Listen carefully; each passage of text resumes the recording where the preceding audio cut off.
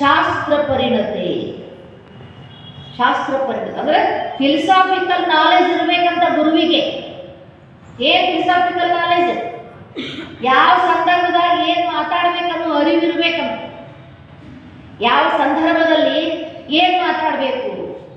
ಮದ್ವಿಗೆ ಹೋಗಿವಪ್ಪ, ಮದ್ವಿ ಒಳಗೆ ನಮ್ಗೆ ಆಶೀರ್ವಚನ ಮಾಡಕ್ ಹಚ್ತಾರ. ಅವಾಗ ಏನ್ ಮಾತಾಡ್ಬೇಕು? ನೀವು ಗಂಡ ಹೆಂಡತಿ ಸುಖವಾಗಿರ್ರಿ, ಚೆನ್ನಾಗಿರ್ರಿ, ಹಂಗಿರ್ರಿ, ಹಿಂಗಿರ್ರಿ ಅಂತ ಉಪದೇಶ ಮಾಡಬೇಕು. ಅದು ಬಿಟ್ಟು ನೀವು ಸನ್ಯಾಸಿಗತೆ ಬದುಕ್ರಿ ಅಂತ ಉಪದೇಶ ಮಾಡಬೇಕು. ಅವ್ರಿಗೆ ಹೆಂಗ್ ಬದುಕ್ರಿ, ಏನ್ ಮಾಡ್ಬೇಕು? ಚೆನ್ನಾಗಿರಿ, 100 ವರ್ಷ ಚೆನ್ನಾಗಿರಿ, ಹಾಗೆ ಹೀಗೆ ಮಾರ್ಗದರ್ಶನ ಅದು ಚೆನ್ನಾಗೇನೋ ಒಂದು ಮಾಡಿ ಬರ್ಬೇಕಪ್ಪ. ಆದ್ರೆ ನಮ್ಮಲ್ಲಿ ಬಹಳಷ್ಟು ಜನರಿಗೆ ಧರ್ಮದ ಮೂಲ ಫಂಡಮೆಂಟ್ಸ್ ಏನ್ ಗೊತ್ತಿರುವುದಿಲ್ಲ. ಅವ್ರಿಗೆ ಹೆಂಗ ಆಶೀರ್ವಾದ ಮಾಡ್ಬೇಕು ಗೊತ್ತಿಲ್ಲ, ಆಶೀರ್ವಚನ ಮಾಡ್ಬೇಕಂತ ಗೊತ್ತಿರುವುದಿಲ್ಲ.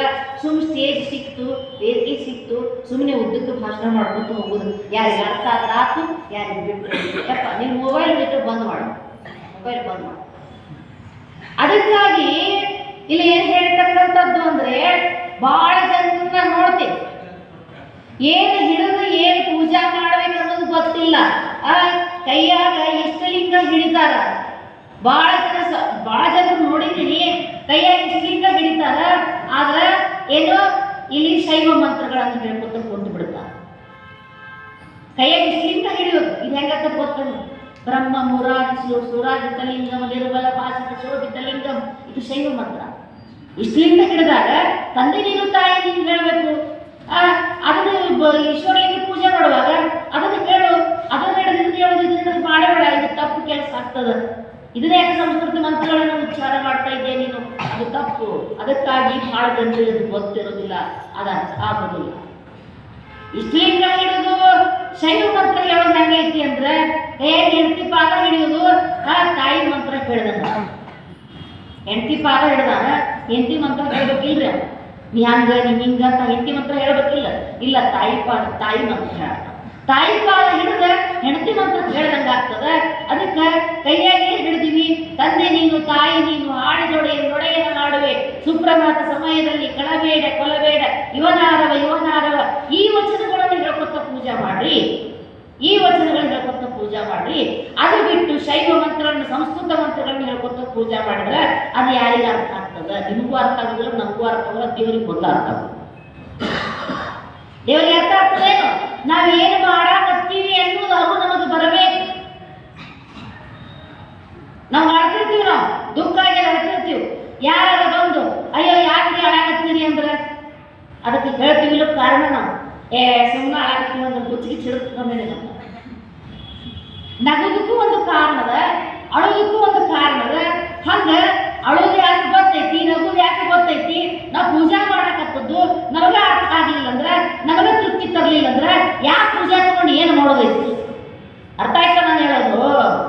ಸುಮ್ಮನೆ ಅಜ್ಜ ಹಾಕಿದ ಆರು ಮರ ಅಂತ ಅದಕ್ಕೆ ಹೋಗಿ ಉರಿ ಹಾಕೊಳ್ಳೋದಲ್ಲ, ನೇಣು ಹಾಕೊಳ್ಳೋದಲ್ಲ. ಅವ್ರು ಮಾಡ್ಕೊತ ಬಂದಾರ ನೋಡ್ರಿ, ಅದಕ್ಕೆ ನಾವು ಮಾಡಾಕತ್ತೇವ್ರಿ. ಅದು ಇಲ್ಲ, ಅವ್ರಿಗೆ ಅರ್ಥ ಇರಲಿಲ್ಲ ಪಾಪ. ಅವ್ರು ಯಾಕೆ ಮಾಡಿದ್ರು ಗೊತ್ತಿಲ್ಲ. ನಿಮ್ಗೆ ಅರ್ಥ ಐತಲ್ರಿ, ನೀವು ಜ್ಞಾನಿಗಳಿದ್ರಲ್ರಿ, ನೀವು ಎಜುಕೇಟೆಡ್ ಆಗಿರಲ್ರಿ, ನಿಮ್ಗೆ ಇಷ್ಟು ತಿಳಿಯಕ್ಕೆ ಬೇಡ, ಮಾಡಕ್ ಬರಂಗಿಲ್ಲ, ಮಾಡ್ಬೇಕು. ನಾ ಏನ್ ಮಾಡಾಕತ್ತೀನಿ?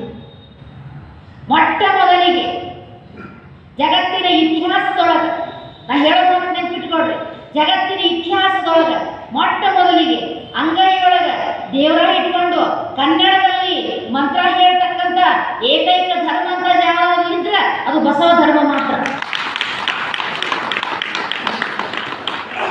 ಹೆಂಗ್ ಚಪ್ಪಾಳೆ ಹಿಡಿಬೇಕು ಗೊತ್ತಾನೆ? ಬಸವ ಕಲ್ಯಾಣ ಕೇಳಿಸ್ಬೇಕ. ನಿಮ್ಮದು ಇಲ್ಲೇ ಬಾಗಿಲು ಕೇಳ್ಸ ಐದು ಚಪ್ಪಾಳೆ ಹೊಡಿತಾರೆ, ಚಪ್ಪಾಳೆ ಹೊಡಿತಾರೆ.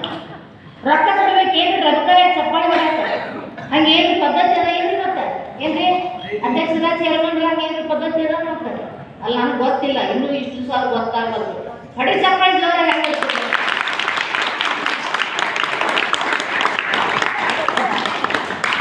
ಏಕಲಿಂಗ ಧರ್ಮ, ಏಕಲಿಂಗ ಧರ್ಮ. ಕನ್ನಡದಾಗ ದೇವರನ್ನು ಪೂಜೆ ಮಾಡೋದಕ್ಕಿಲ್ಲ. ನಾವು ಕನ್ನಡದಾಗ ದೇವರು ಪೂಜೆ ಮಾಡಕ್ಕೆ ಯಾರು ಹೇಳಿಲ್ಲ. ಏನೇನು ಹೇಳಿದ್ರು, ಏನೇನು ಪೂಜಾ ಮಾಡಕ್ಕೆ ಹೇಳಿದ್ರು. ನಿಜವಾಗಿ ಇರ್ತಕ್ಕಂಥ ದೇವರನ್ನ ಪೂಜಾ ಮಾಡಕ್ಕ, ನಿಜವಾಗಿ ಇರ್ತಕ್ಕಂಥ ಕನ್ನಡದಲ್ಲಿ ಮಾತಾಡಕ್ಕ ಕಲಿಸಿದ್ರು ಯಾರು ಅಂದ್ರೆ ವಿಶ್ವಗುರು ಬಸವಣ್ಣನವರು. ನಮ್ಮಪ್ಪ ಬಸವಣ್ಣ, ನಮ್ಮಪ್ಪ ಬಸವಣ್ಣ.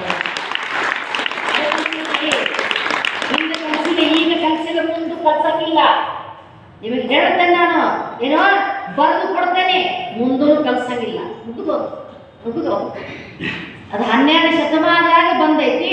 ಅದ ಉಳಿತೈತಿ ಕಡಿ ತನಕ. ಜಗತ್ತು ಇರಲಿ, ಸೂರ್ಯ ಇರಲಿ, ಚಂದ್ರ ಇರಲಿ, ಮುಳುಗ್ಲಿ, ಏಳಲಿ, ಅದೇ ಕಂಡೀಷನ್, ಅದೇ ಇರ್ತಕ್ಕಂಥ.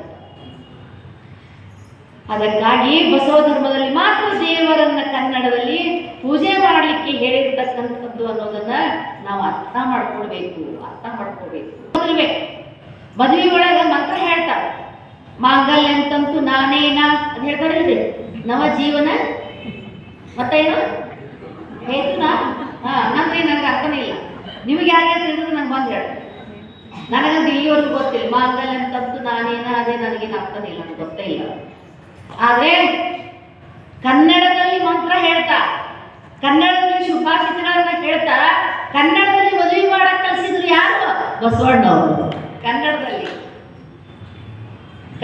ಮದುವೆ ಮಾಡಕ್ ಕಲಿಸಿದ್ರು. ತಾರಾವಲ ಚಂದ್ರವಲ ಉಂಟೆಂದು ಹೇಳಿ ಯಾವ ವಚನದು? ಯಾವ್ದು ವಚನದು ಮಾಡಕ್ ಹೇಳಿದ್ರು? ಎಮ್ಮವರು ಬೆಸೆಗೊಂಡಡೆ ಶುಭಲಗ್ನವೆನ್ನಿರಯ್ಯ, ರಾಶಿ ಕೂಟ ಋಣ ಸಂಬಂಧ ಉಂಟೆಂದು ಕೇಳಿರಯ್ಯ, ಚಂದ್ರಬಲ ತಾರಾಬಲ ಉಂಟೆಂದು ಹೇಳಿರಯ್ಯ, ನಾಳಿನ ದಿನ ಕಿಂಡಿನ ದಿನಗಳಿಗೆ ಸೆಂದು ಹೇಳಿರಯ್ಯ, ನಮ್ಮ ಕೂಡಲ ಸಂಗಮ ದೇವನ ಪೂಜಿಸಿದ ಫಲ ನಿಮ್ಮದಯ್ಯ. ಎಮ್ಮವರು ಬೆಸ್ಕೊಂಡ್ರ ಶುಭಲಗ್ನ ಅಂದ್ರಿ. ನಾವು ನೀವು ಒಂದಾತು, ನೀವು ಬೀಗ್ರು ನಾವು ಬೀಗ್ರು, ಆಯ್ತು ಮುಗಿದೋತು, ಮನಸ್ಸು ಕೂಡ್ತು, ಎಮ್ಮವರು ಶುಭಲಗ್ನ ಅಂದ್ರಿ. ಅದಕ್ಕೆಲ್ಲ ಕೂಡಾಕತ್ತಾವಂತ ತಿಳ್ಕೋರಿ. ಮತ್ತ ಅದಕ್ಕೆ ಬೇರೆ ಪಂಚಾಂಗ ಕೇಳಕ್ ಹೋಗಬೇಡ್ರಿ. ರಾಶಿ ಕೂಡ್ರು ಸಂಬಂಧ ಅಂತ ಉಂಟಂತ ಹೇಳ್ರಿ. ಯಾಕ ನಾಳಿನ ದಿನಕ್ಕೆ ಹಿಂದಿನ ದಿನ ಲೇಸೆಂದು ಕೇಳಿರಯ್ಯ. ಯಾವಾಗ ಮದುವೆ ಮುಹೂರ್ತಗಳಿರುವುದಿಲ್ಲ ನೋಡ್ರಿ, ಅವಾಗ ಚೌಟ್ರಿ ಕಾಲಿನ ಬಿದ್ದಿರ್ತಾವ. ಗೊತ್ತಾ ನಿಮ್ಗೆ ಚೌಟ್ರಿ ಅಂದ್ರೆ ಏನ್ ಗೊತ್ತಾಗ್ತಿಲ್ಲ? ಮದುವೆ ಮಾಡೋ ಮಂಟಪಗಳು ಕಾಲಿನ ಬಿದ್ದಿರ್ತಾವ. ನೀವು ಎಷ್ಟು ಕಂತೀರ ಅಷ್ಟು ಕೊಡ್ತಾರ ಅವ್ರು. ಯಾಕಂದ್ರೆ ಗೈಡ್ ಸೀಸನ್ ಇರ್ತಾವ, ಅವಾಗ ಗೈಡ್ ಸೀಸನ್ ಇರುತ್ತೆ. ನೀವು ಹೋಗಿ ಆರಾಮ್ಸೆ ಮದುವೆ ಮಾಡ್ಕೊಂಡು ಬರ್ಬೋದು. ಯಾವ ಕಿರಿಕಿರಿ ಗಲಾಟೆ ಯಾವುದೂ ಇರೋದಿಲ್ಲ. ಆದ್ರೆ ನೀವೇನ್ ಮಾಡ್ತೀರಿ? ಅವಾಗ ಅನುಕೂಲ ರೊಕ್ಕ ಜಾಸ್ತಿ ಕೊಡ್ಬೇಕಾಗ್ತದೆ. ಅದಕ್ಕೆ ನಮ್ಮ ಮಗಳ ಮದುವೆ ಐತಿ, ನಮ್ಮ ಮಗನ ಮದುವೆ ಐತಿ ಅಂತ ತಿಳ್ಕೊಂಡು ಏನ್ ಮಾಡ್ತಾರೆ? ಹೋಗಿ ಅಲ್ಲಿ ಮುಹೂರ್ತ ಕೇಳ್ತೀವಲ್ಲ, ಮುಹೂರ್ತ ಕೇಳಿದ್ರೆ ಎಷ್ಟೋ ಮಂದಿ ಇನ್ನೂ ಮದುವೆ ಮಂಟಪದಿಂದನೇ ಬಂದಿರೋದಿಲ್ಲ ಅಂತ ಹೆಣ್ಣು ಮಕ್ಕಳು ವಿಧವೆಯರಾಗಿರೋದನ್ನ ನಾವೆಲ್ಲ ಕಾಣ್ತೀವಿ. ಯಾರ ಗಂಡ ಸಾಯಿಲಿ ಅಂತ ಮದುವೆ ಮಾಡಿಕೊಡ್ತಾರೆ, ಹೆಂಡತಿ ಸಾಯಿಲಿ ಅಂತ ಮದುವೆ ಮಾಡಿಕೊಡ್ತಾರೆ. ಆದ್ರೆ ಏನು ಮಾಡೋಕ್ಕಾಗೋದಿಲ್ಲ. ಅದಕ್ಕೆ ಅವ್ರು ಹೇಳ್ತಾ ಇದ್ದಾರೆ, ಬೆಸಗೊಂಡಾಯ್ತು ಅಂದ್ರ ಇದನ್ನ ಕೇಳೋದು ಮಾಡೋದೆಲ್ಲ ಕಿರಿಕಿರಿ ಬೇಡ, ಹೋಗಿ ಶುಭ ಲಗ್ನ ಅಂತ ತಿಳ್ಕೊಂಡು ಮಾಡ್ರಿ. ಕೂಡಲ ಸಂಗಮ ದೇವರ ಪೂಜಿಸಿದ ಫಲ ನಿಮ್ಮದಯ್ಯ ಅಂತಕ್ಕಂಥ ಮಾತನ್ನು ಹೇಳ್ತಾ ಇದ್ದಾರೆ. ನಿಮ್ಮದಯ್ಯ.